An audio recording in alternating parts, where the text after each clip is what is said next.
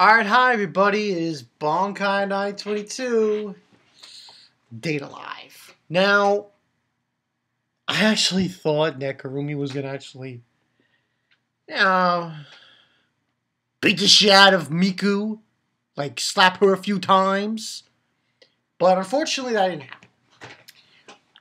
But what did happen is, by the way, Miku, because next week, Miku, we find out her story. Yeah, listen. Depending on how this story goes in her past, will determine if I could still consider her a bitch, or if I consider her a decent person. Hey, that's the way it is. But yeah, this is Dead Alive, Season 2, Episode 8 review. Pretty much, the whole highlight of this episode. Now, majority of this was Kurumi. Like, Kurumi wasn't, no fucks were given for her man, Shido. And I gotta say, Shido in this episode, not bad, man. Towards the end. Not bad. But in the beginning part, we basically have Kurumi and Shido, and they're going to attack Miku. And did they get bombarded by her groupies? Yeah, Kurumi just takes them out. Takes them all out. I was like... Then they go into the place, and here's the thing I hate about fucking Miku. Perfect example. Listen, I don't give a flying fuck what happened to you in the past. But for you to say, yeah, worthless garbage, stop talking, then why don't you, if you consider that, then why are you so concerned about killing him? Why don't you go get yourself a strap-on and go fuck some of your hoes? Oh, yes, I went there. Because Miku has went from being cute to now you're just a skank. And I liked how Kurumi just basically, she's like, and Miku, she's a bitch. And basically what happens is, Kurumi gets, because the thing about this scene was they weren't there to defeat Miku, which pisses me off. They should have went in there and just beat the shit out of her. Kurumi should have filled her full of fucking bullets. Hey. That's what she should have done. But essentially what it was that she's all, taking care of the other spirits, Yoshino, and the other two, while he talks to her. And, she was being a bitch. She doesn't want to listen to him. You're garbage. Like, fuck you. Okay? Miku, fuck you. You're not pretty. You're a slut. So, if you want to go finger bang your bitches in the back, why don't you go do that? Why don't you go do that? Why don't you go suck some pussy? Because you're not welcomed. And then, you know what? You know what really pisses me off? She's like, she doesn't understand. Bitch, it's called he's trying to save Toka because he loves her. He cares for her. You're saying, fuck off.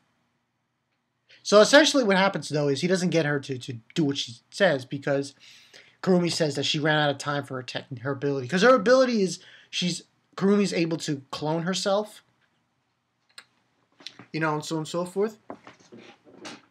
They run out of time, and he's really Shido's in a really bad spot. He's seeing the spirits that he, Miku's a bitch. Fuck you, It's just like fuck you, fuck whatever you're doing. Like seriously, she treats humans like shit, so she should be treated like shit. Throw eggs at her. So then we basically have, Kurumi taking Shido away. And she informs him she knows where Toka is. Now, this goes into another thing. We finally get to see Westcott. Yeah, Westcott, me and you are going down in the street, and I'm going to stump a mud hole in your ass. That's my first reaction to Westcott. He basically wants to use spirit power, Toka's, to turn the world upside down. Yeah, you deserve lethal injections and a lynching. Oh, by the way, his girlfriend, yeah, she deserves to have her head chopped off. Oh. Oh.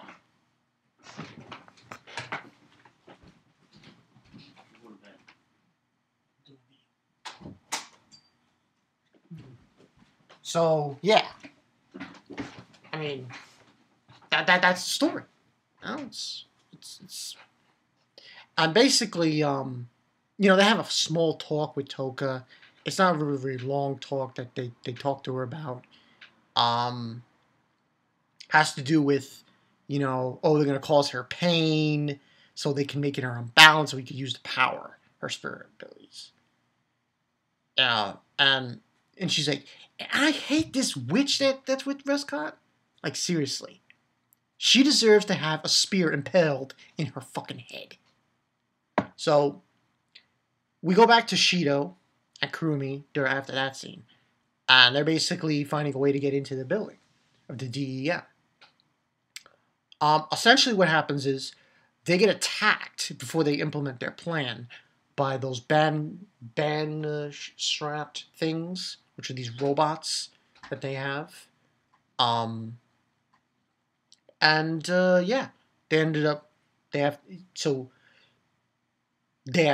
deal with them. And basically, Kurumi uses her power again, clones herself. There was this scene where she was flipping, and she grabbed Shido. That was kind of cute. Also, there was another scene, by the way, she was licking his face. Kurumi. Crazy girl. Hey, give it up for the Yeti. She got shit done. So she's basically cloning herself, and taking out those robots. And what ends on happening is Mana shows up. Where the fuck have you been for the past? So what ends on happening is they part ways. Obviously, Mana doesn't like Kurumi. You know, and what ends on happening is Mana gives Shido a telecom, and he hears his other sister, who was possessed, and she apologizes to him for what she said and everything, and basically saying now they're gonna go. She tries to stop him because essentially he's gonna become an enemy of everyone if he goes in there and he tries to save Toka. So what ends on happening is Mana and him go through all these defenses and everything. That red-haired bitch that Mana was fighting beforehand, he ends up fighting her. He goes by himself, Shido, which is not advised, but he goes anyway. And he encounters these two guys, these two people, and they stop him, and he starts calling Toka's name, and the sword shows up. That sword. And then all of a sudden, boom! Shido gets badass points. Major badass points. He gets the sword, he's destroying the shit. And this guy stabs him. I was like, holy shit. And then he keeps walking, basically, after that. He pushes the guy off, hits him, and pulls the knife out, and he's walking off, and he's calling Toka's name, and then we just see Toka kind of waking up, and that's the end of the episode. So, pretty crazy, I have to say. Overall, I'm going to give this a 4.5, because 4.5 was pretty damn good, considering. I was like, I was a little disappointed because I wanted... Listen, I hate Miku. I really do. And listen, next week, supposedly, it's called... They're going to go into Miku's... You know... Listen. They have to show me good evidence of me. Because I'll tell you right now, if the reason why she hates humans and the reason why she treats Shido like shit is because, oh, people didn't like my music, I'm going to say, fuck you. This is what you get, Miku.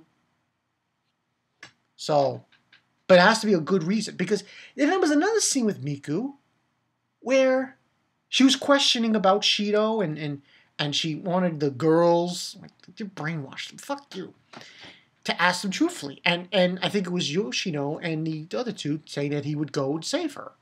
And he's like, and I'm like, no! Automatically, you should know. She should know. Like, Shido's a good guy. But no, she's like struggling with it. What happened? Hopefully next week we find out when it concerns this. But I'm sorry, Miku's just a bitch. And I really liked it when Kurumi was in front of her going like this. He's like, why don't you go sing to a tree branch or tree stock, logs, whatever. But hey, that's pretty much what happened. Oh, like I said, overall pretty good. And you know, next week, you know, this backstory better wow me. It better wow me. I better be crying from this. Because that is the only way I will forgive Miku's bitchiness. Kill the bitch! That's what I say. I said kill! She's just a rotten bitch. She doesn't deserve to be called a spirit. She doesn't deserve to be called a girl. She's a bitch. And, yeah, her and Westcott. Oh, Westcott, yeah. America's Most Wanted. He's gonna get a firing squad and his little bitchy witch friend. So yeah, that's pretty much the story. Bankai Night 22. See you guys later. This was a good episode. It's Kurumi. I thought Kurumi though was going to humiliate Miku. I wanted some Kurumi treatment. She could have done it. I know she could have. We'll see. Maybe it's still coming. I'm Bankai Night 22. I'll catch you guys later. Peace.